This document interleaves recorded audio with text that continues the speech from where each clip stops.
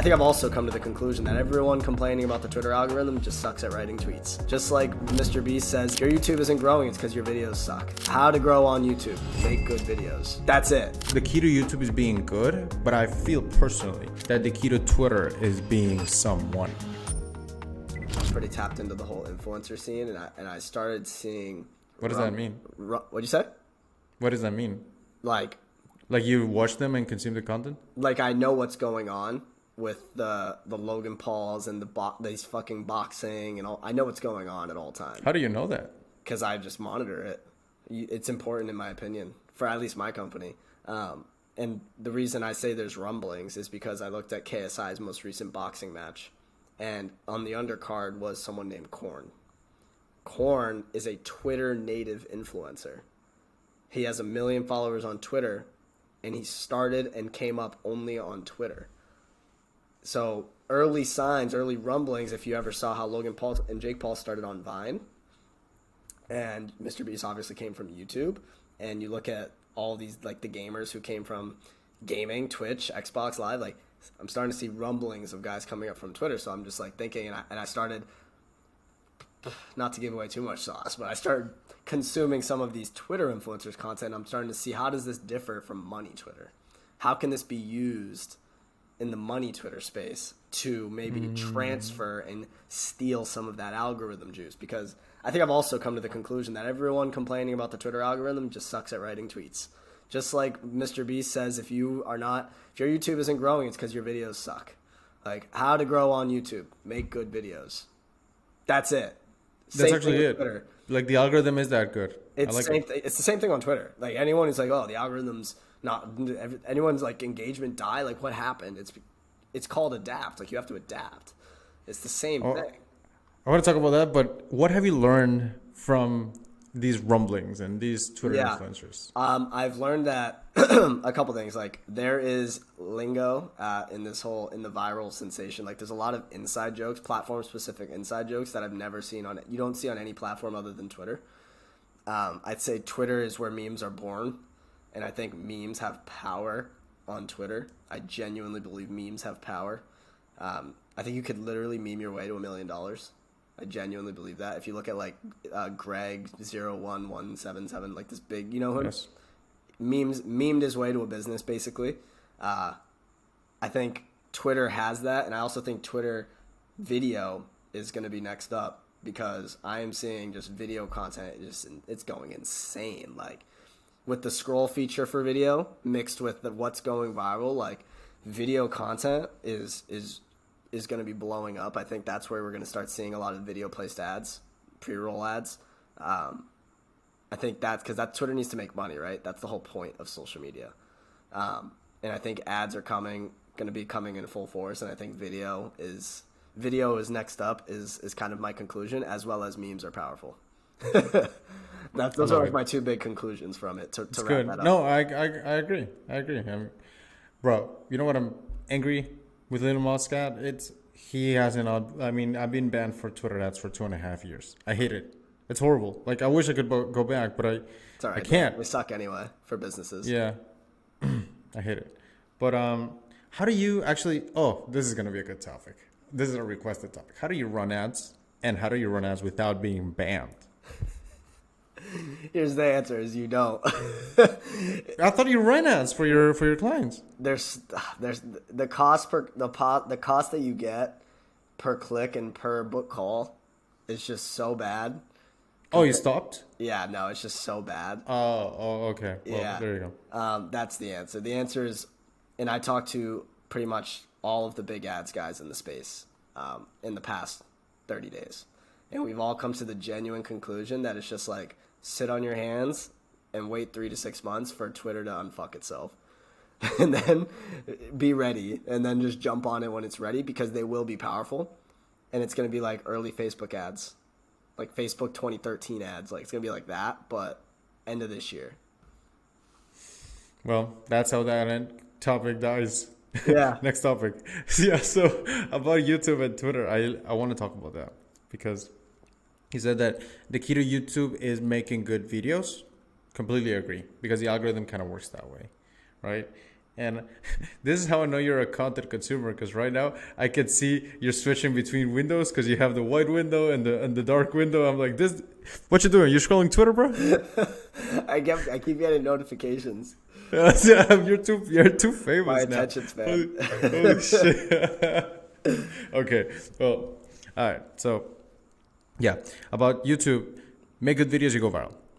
It works, right? You do well. But on Twitter, I feel like the key to YouTube is being good, but I feel personally that the key to Twitter is being someone. So this is why you see that when a successful person, for example, starts on, I don't know, Instagram, it takes a while. Whereas if a successful person starts on Twitter, it's like this. A few months, you're already at really big following, 50K, 100K followers. And I've seen that. It's because I feel like on Twitter, it's like who you are. Like people wanna network with other whales, right? And they don't look so much at like follower count or who you know. It's who you are. Like you are judged based on competence. And that meritocracy is one of the things that makes Twitter brutal, but fair. So I just wanted to kind of make that observation. It's about who you are. And I feel like even though you and I kind of both started as a beginner on Twitter, would you say that Twitter is a good platform to start as a beginner? Or would you say if you're a beginner, maybe start in some other one? I think if you're talking about purely like growing a brand, I would start somewhere else. If it's like you are a nobody, you have no money, you don't have a business, and you just literally, your sole purpose is to get a following, I think you start somewhere else, like TikTok or YouTube, somewhere where the algorithm is more forgiving. If you want to start a business like an agency or something, I think Twitter is probably the best right now. It's the least saturated in terms of getting clients. So I guess it just depends on what your goals are. Like if you have already, because like to what you said, who you are has a lot to do with what you've accomplished. So if you have accomplishments, if you've built and sold a company, if you have a bunch of real estate, you've done a lot in your life, you just haven't built. Twitter's easy. Twitter's easy. If you've done that, easy money. So, like you just say, hey, here's what I did. Everybody retweets you. Yeah. Because everybody wants a piece of you before you blow up. Yeah. So I think that who you are is 100% matters, but it's not who you are in the internet. It's who you are in general. Like what have you done? What expertise do you have? If you're an expert with accomplishments, go to Twitter because it's the platform where you can convey the most competence. That's so easy. Yeah. Because the network effects are so strong. Right. Like everybody talks about each other. You know how, you know what's funny? Here's proof that the network effects on Twitter are strong. You and I have mentioned the word everyone or everybody dozens of times. And we forget it's just a Twitter app. And it's probably just a few influencers inside that app. Yeah. Right? So it's like it feels that way because Twitter is just so connected. Yeah. So great place. If you have accomplishments, and this is why, man, like I'm so big on if you've done something. One time I met this guy that worked with pretty big influencer. I'm not gonna say who he is, but he has nothing to sell you. Let's just say that. So somebody who worked with that guy, and he helped him build like a few sales teams. And I got on a call with him and I was like, bro, you need to talk about these things. These are so great. And what he did was, what he said actually struck me. He said, I just kind of have this imposter syndrome that I don't have anything good to say. I'm like, bro, what do you mean? Like you have more to say than everyone, right? But I found that is pretty common with like top performers. They're still insecure. I'm super insecure, right? So, but like they're still don't want to share because they legit in their mind think and believe that they don't have anything interesting to share. Which is totally not the case. And I feel like if you kind of actually thought about it, people kind of do need you. People kind of do need you to post your stuff. Like you said, we need more high quality stuff. Yeah, I've had old clients who are like 8-figure dudes, VC dudes, like all this stuff, and they just don't want to share. They think that they're flexing. They think they're coming off as arrogant. But I'm like, you don't understand that you have to flip the frame that you look at social media. Like you're looking through it through the wrong lens. You think it's boastful, maybe because you have friends that have Lambos and stuff, so you think you're boasting.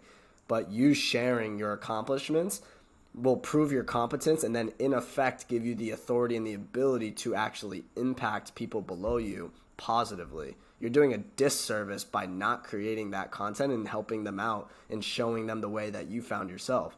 But a lot of people just think they have all these accomplishments and they don't want to boast it. They don't want to share all this stuff. I think you have, in my opinion, I think you have a moral obligation to. I think You need to, you because should help. people, like, it's not just you giving value out, but it's like people need to feel like they have somebody to follow that's legit. Like, they need to feel like you know your stuff in order to take your stuff seriously. That's why it's common advice on like presentations to start with your accomplishments. Like, what have you done? Because then everything you say after people will pay more attention Right. to it. I learned this from Brunson. He said that when you do a live presentation, you don't just want to focus on your presentation. That's not all of the job. You also want to focus on how you're introduced. You want to talk to the guy, hey, you introduced me like this. Because you want to have people actually hype you up so that when you come and speak on stage, people will actually listen to what you have to say. You know what I mean? So it's like you don't need to. Yeah, we understand, right? Of course you're shy. Of course you don't want to boast. Like, I'm kind of ashamed of sharing my numbers because there's people that make that before breakfast. Yeah. You know what I mean? But it's like, it's a necessary step to take the people behind you to follow you and actually take you seriously. Yeah, I bet my most recent YouTube video would have had higher viewer duration if I had led with social proof and not just straight value. Like, I think if I just spent the first 30 seconds telling them what I've accomplished, I bet I would have retained them for an extra like 10 or 20% of that video. I was just thinking about that. The same on YouTube is like, if you just start with the social proof and like what you've accomplished, people will listen for the video. Like, they want to listen, right? Like, even now, like I see this all the time on people's videos, like, I've done this, and then they give you the stuff, right? Yes, that's a good point. I think it applies to content as well. Yeah, and I think we kind of solved the first question we asked here, which was, what's the mix between broad content and niche content? It's like a nacho. You start big, and then you narrow it down. It's like a funnel. Nacho It's like content. You're taking people through a funnel. Like, the purpose of the top of the funnel is to get them in, right? So I can't fucking believe I missed that analogy. Yeah, Oh, you God. failed. I That's a said nacho. something so stupid and a nacho. It's a nacho. Yeah, it's a nacho social media. Holy shit. Okay, now. The Latino memes are coming. Yeah, well